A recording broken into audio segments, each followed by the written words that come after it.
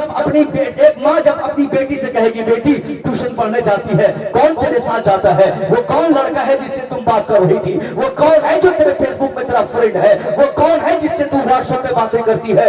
جب ماں 24 گھنٹے میں 2 4 5 بار اپنی بیٹی کا موبائل چھین کر فیس بک چیک کرے، واٹس ایپ چیک کرے، کس سے بات کر رہی ہے یہ پوچھ لے، جب یہ کرنا شروع کرے گی اس کی وہ بیٹی جس نے یہ پلان بنایا ہوگا کہ آنے والے ہفتے میں کوئی بڑا خطا مجھے کرنا ہے، وہ بیٹی دیکھ لے گی کہ ماں کی نگاہ سخت اس کے اوپر پڑ چکی ہے، وہ بیٹی اپنے دل میں بسائے جنگلی خواہشات کو نکال کر باہر پھینک کر وہ کسی کتاب کا مطالعہ کر کے سیدہ فاطمہ کی کنیز بنتی ہوئی نظر آئے گی، ورنہ دنیا کی کوئی طاقت نہیں ہے جو ہماری بیٹیوں کو ذلیل ہونے سے بچا سکے، کیونکہ صاحب ہمارے سماج میں کوئی حیا کی بات کرنے والا تیار نہیں، سب کا شوق اپنا اپنا الگ ہے، ایک باپ الگ جگہ اپنی زندگی گزار رہا ہے، دلی میں رہنے والا باپ وہاں کسی کی بیٹی کے ساتھ رنگ رنگیاں منا رہا ہے، تو بہار میں اس کی بیٹی تو کسی اور کے ساتھ منائے گی ہی۔ طریقہ یہ ہے ہم وہاں کسی کی بیٹی کو دیکھیں تو اس کو عزت سے اس کے ساتھ پیش آئے، ایٹومیٹکلی ہماری بچیوں کی عزت کی محافظت اللہ پردے سے فرمائے گا۔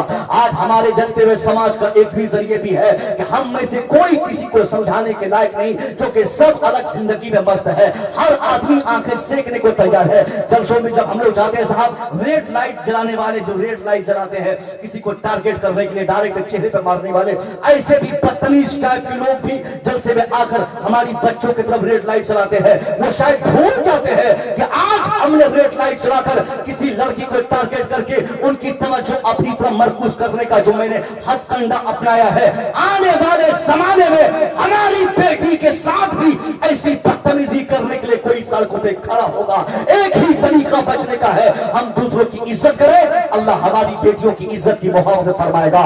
جب تک ہم نہیں کریں گے، ہم پورا قرآن پڑھ کے تھک جائے، پورا قرآن بیٹی سے یاد کروا لے، جب تک ہم گناہوں سے نہیں بچیں گے تب تک ہمارے بچے اور بچیاں گناہوں سے بچنے کا راستہ نہیں کھوج پائیں گے۔ وہ غریب کا واقعہ میں اکثر چھوٹے بڑے جلسوں میں اپنے علاقے میں بتا دیا کرتا ہوں، ایسا غریب، اتنا غریب تو شاید و باید اس زمانے میں کوئی ہوگا، 3 دن ہو گئے باپ بھوکا ہے، بیٹی بھوکی ہے 18 سال کی اس کے گھر میں، مگر 3 دن سے محلے کے جو لوگ جو میسر ہوتا لا کے پہنچا دیتے، کھا لیتی بیٹی، کھا لیتا وہ بوڑھا آدمی، مگر 3 دن کے بعد اب جب محلے کے کسی کے گھر سے روٹی نہیں آئی، سبزی نہیں آئی، کھانے کا انتظام نہیں ہو سکا، بیٹی اچانک رات میں باپ کے پاس آئی، کہتی ہے ابا اب تو روٹی بھی نہیں ہے، اب کل ناشتے کا انتظام کہاں سے ہوگا؟ دوپہر میں آپ کی بیٹی کیا کھائے گی؟ شام کے کھانے کا انتظام کیسے ہوگا؟ 80 سال کا بوڑھا باپ، 18 سال کی جوان بیٹی باپ سے کہتی ہے ابا کمانے کا راستہ نکالیے، ابا کہیں سے کام کر کے 2-4 پیسے کا انتظام آپ کیجیے گا، نہیں تو آپ کی بیٹی کیا کھائے گی، کیا پکائے گی؟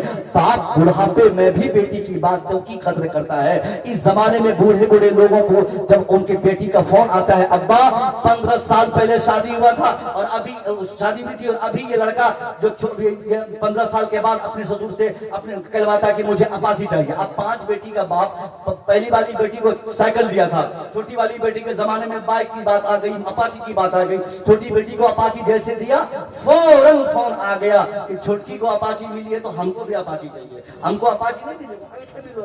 اب اس عمر میں بھی اس بات کو جب خبر ہوتی ہے کہ اس کی بڑی بیٹی کو اس کے سسرال والے تنگ کر رہے ہیں تو 80 سال کے بوڑھے باپ کے دماغ میں یہی گھومتے رہتا ہے، کہاں سے گاڑی کا انتظام ہو، کہاں سے پیسے کا انتظام ہو، کیسے میں بیٹی کو خوش کر دوں۔ یعنی باپ چاہے جتنے عمر کا ہو، بوڑھے سے بوڑھا ہو جائے، قریب المرگ ہو جائے، جب تک زندہ رہتا ہے باپ کی تمنا ہوتی ہے کہ اس کی بیٹی کے آنکھ میں آنسو کا ایک قطرہ بھی نہیں آئے۔ یہی وجہ ہے اس زمانے میں بھی ایک باپ اپنی زمین بیچ کر بھی بیٹی کی شادی دلاتا ہے، مکان گروی پہ رکھ کر بیٹی کی خواہشات کی تکمیل کرتا ہے۔ وہ بوڑھا باپ جیسے اس کی بیٹی کہتا ہے ابا آپ جائیے کہیں سے کام کر کے پیسے کا انتظام کیجئے، نماز فجر پڑھا، بیٹی نے جھولا پکڑایا باپ کو، باپ جھولا لیا، مارکیٹ چلا گیا، صبح سے شام تک ایک بوڑھا مارکیٹ میں گھومتا رہا، شام ہو گئی، شام تک گھومتا رہا، کوئی کام جب نہ مل سکا، واپس میں بوڑھا گھر آیا ہے، گھر پہ دیکھتا کیا ہے، بیٹی دروازے दरवाजे पर खड़ी बाप की आमद का इंतजार इस तमन्ना के साथ कर रही है कि अब्बा अभी मार्केट से आ रहे होंगे, अब्बा झोली भर के सामान लाए होंगे। इसी इंतजार में बेटी वहां पे खड़ी है, मगर जैसे बूढ़ा घर पहुंचा है, बेटी की निगाह बाप की निगाहों से बात में टकराई। पहले बाप के हाथ से लगी खाली झोली को बेटी ने देख लिया। बेटी कहती है, अब्बा ये आपकी झोली खाली है, अगर आपने रोटी का इंतजाम नहीं किया तो आपकी बेटी क्या खा के नमाज इशा पढ़ेगी, कैसे रात गुजारेगी, अब्बा आपकी बेटी कैसे इबादत करेगी। बाप चुपचाप बेटी का हाथ पकड़ा, घर के अंदर ले गया, कहा बेटी आज मैं तुझे बताता हूं कि तेरी रात कैसे गुजरेगी। मेरी बेटी कल रात अगर तूने नमाज इशा के बाद 4 रकत नफल नमाज पढ़ी थी, आज 12 रकत पढ़ दे, तेरी रात आसानी से गुजर जाएगी। कल रात अगर तूने 1 पारे कुरान पढ़े थे, आज 5 पारे कुरान पढ़ दे, तेरी रात आसानी से गुजर जाएगी। बाप कहता है मेरी बेटी अगर तू चाहती है कि तेरे बाप को अल्लाह इससे बेहतर बदला कर अता फरमाए तो बेटी तू सब्र कर, नमाज का दामन पकड़ ले, अल्लाह पे भरोसा कर। बेटी तू अल्लाह पे भरोसा करेगी, सब्र करेगी, इस भरोसे के बदले अल्लाह तेरे बाप को इससे बेहतर नतीजा कर अता फरमा देगा। बेटी चल नमाज अदा कर। अब इस जमाने में ये मुसीबत किसी को आए तो नमाज पढ़ेगा कोई? मामूली सी तबीयत खराब होती है, अभी रमजान शरीफ आने वाला है, 1 महीने के अंदर, 1 महीने के बाद आप देखिएगा कि अक्सर लोग क्या करेंगे, एक टेबलेट मामूली सी दवाई अपनी पॉकेट में लेके घूमेंगे। वो पान खाए, जैसे आप पूछे पान क्यों खा रहा है, वो बोलेगा अगर गैस का प्रॉब्लम है, शुगर का पेशेंट हूँ, हार्ट का मरीज हूँ, गैस बनता है, भूखे नहीं रह पाता हूँ, मेरे पास ये है, मेरे पास वो, 50 बीमारियां वो क्यों लाएगा, मगर वो सिगरेट खुले आम पिएगा।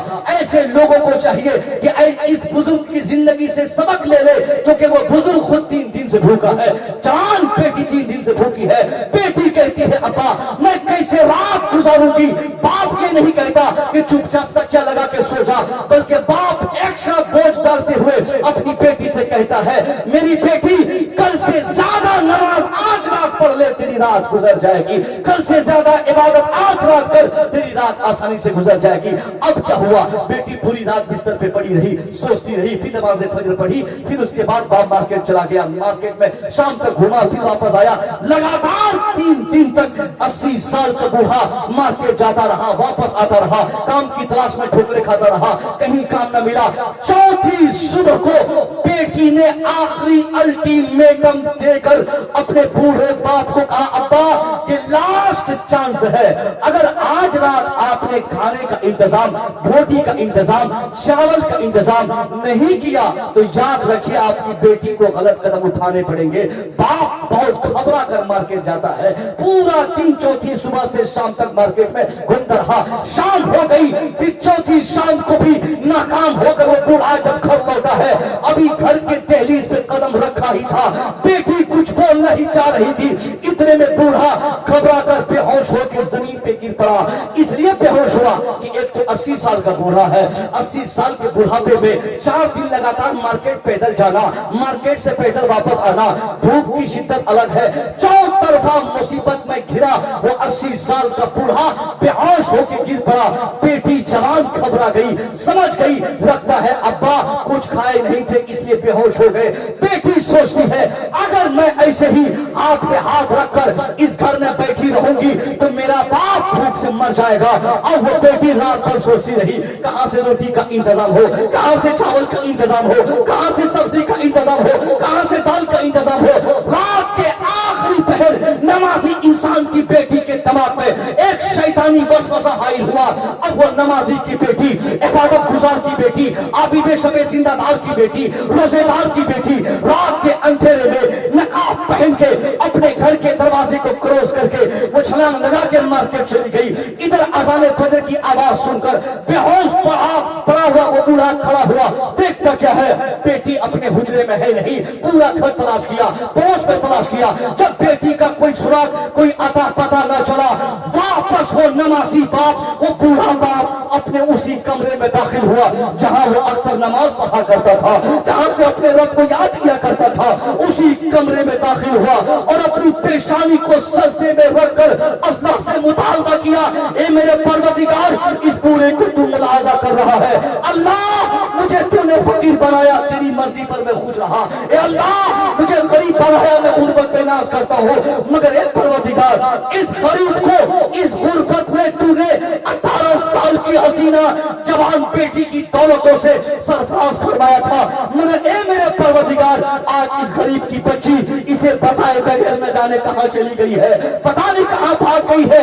ए मेरे परवरदिगार, ये बूढ़ा अपनी जिंदगी में जब से होश संभाला है तब से आज तक जितने सजदे किए हैं, उन तमाम सजदों में अगर तूने एक सजदे को भी कबूल फरमाया है तो अल्लाह उसी मकबूल सजदे का वास्ता है कि इसकी बेटी की इज्जत को बचा लेना, इस बूढ़े की बेटी की इज्जत की मुआवजत फरमाना। एक बूढ़ा बाप अपनी बेटी की 100% इज्जत की सुरक्षा के लिए अपनी पेशानी को सजदे में रखकर अल्लाह से मुतालबा कर रहा है। उधर शाम होते ही दरवाजे से खटखट की आवाज सुनाई दी। बूढ़ा अपनी पेशानी से सजदे से सर को उठाया और वो किल्ली खोल के देखता क्या है, वो बेटी जो सुबह भागी थी शाम को दरवाजे पर खड़ी मुस्कुरा रही है। बाप अपनी बेटी से कहता है, बेटी कहां भाग गई थी, बेटी कहां चली गई थी, बेटी मैं कहां नहीं तलाशा, बेटी देख तेरे बूढ़े बाप की क्या हालत बन चुकी है, बेटी देख तेरा बूढ़ा बाप कितना रो रो कर इसकी हालत खराब है, देखी बेटी देख के दाढ़ी रो रो कर बिल्कुल तर हो चुकी है। बेटी कहती है, अब्बा आप खामोश रहिए, अब्बा अब्बा आप चुप रहिए अब्बा। बाप कहता है, बेटी जल्दी बता तू कहां गई थी। बेटी कहती है, अब्बा मैं 4 दिन से लगातार देख रही थी कि आप मार्केट काम की तलाश में जा रहे थे, आपको काम नहीं मिल पा रहा था, आप वापस खाली हाथ खाली झोली लेकर घर आ रहे थे। अब्बा मैं समझ गई कि कोई अक्लमंद आदमी आप जैसे बूढ़े और कमजोर आदमी को भला कैसे मजदूरी पे लगाएगा। अब्बा मैं फैसला कर ली कि अगर ऐसा ही मामला रहा तो आप भूख से मर जाएंगे, आपकी बेटी भी भूख से मर जाएगी। अब्बा जिस दिन आप बेहोश होकर दरवाजे पे गिरे थे वही मैंने फैसला कर लिया कि अगर मैं ऐसे ही बैठी रहूंगी मेरा बाप भूख से मर जाएगा।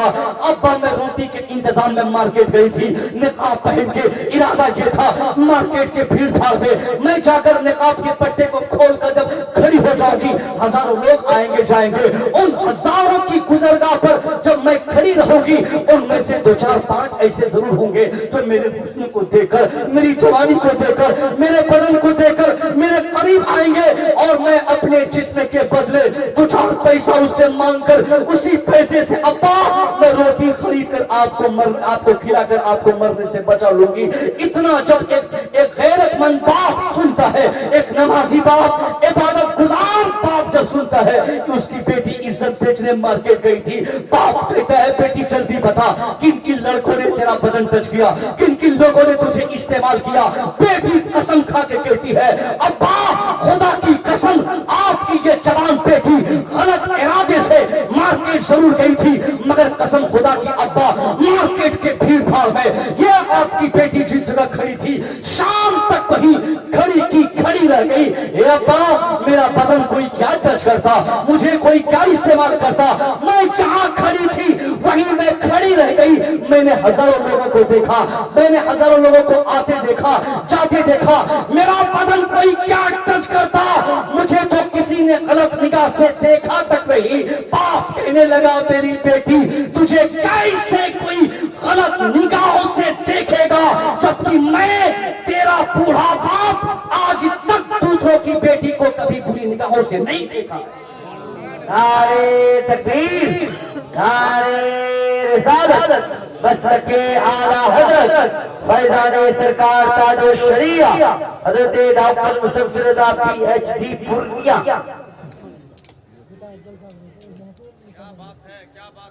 आप समझ रहे हैं ना, अगर जब तक हम गार्जियन हैं, जब तक हम लोग खुद नहीं संभलेंगे, दूसरों की बच्चियों की इज्जत नहीं करेंगे, तब तक हमारी बच्चियां नहीं बचेंगे और हम बच्चे की इज्जत करेंगे ऑटोमेटिकली हमारी बच्चियां ऐसे रुसवा हो जाएंगी। हज़रात आप जलसे का ऐलान समाप्त किए ही होंगे, तामीर मस्जिद के सिलसिले में जलसा आज शाम रखा गया।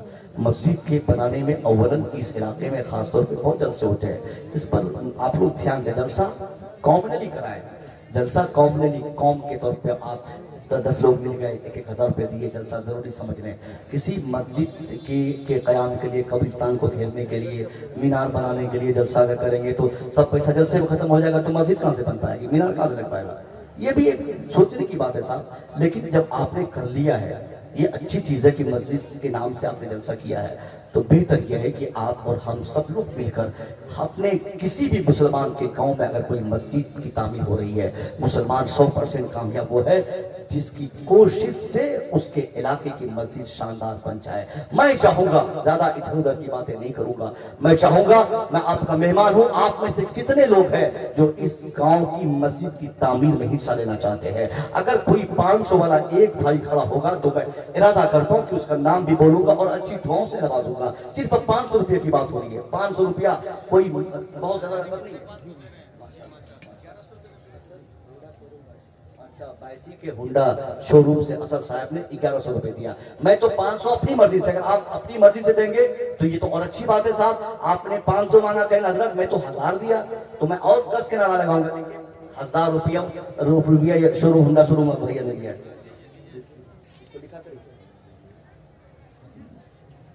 500 रुपया से आप आते रहिए, जिनके पास 500 रुपया है 500 रुपया लेकर आते रहिए। इंशाअल्लाह शहजाद मुखिया साहब ने 500 रुपया दिया, अल्लाह खैर फरमाए, जज़ाए खैर अता फरमाए। और सबसे बेहतर बात है कि मुखिया लोग अगर मस्जिद में हिस्सा लें, ये बहुत बड़ी बात है। ये तो 500 रुपया है, मगर इलेक्शन में तो 50,000 लोग देते हैं।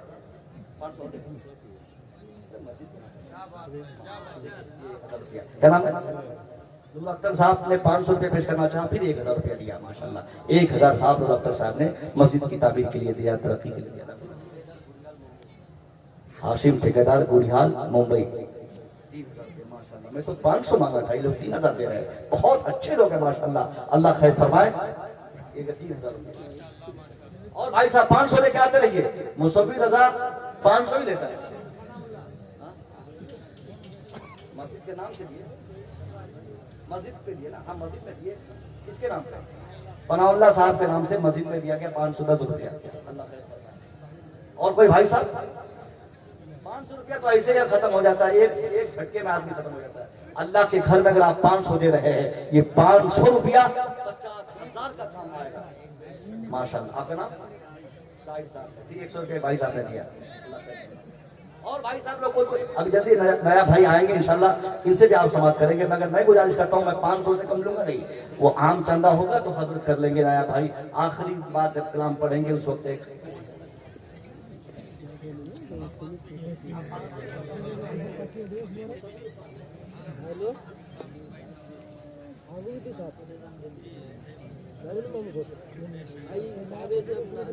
₹500 से गुजारिश है, आप चले आए। आप देखें अल्लाह के नाम से आप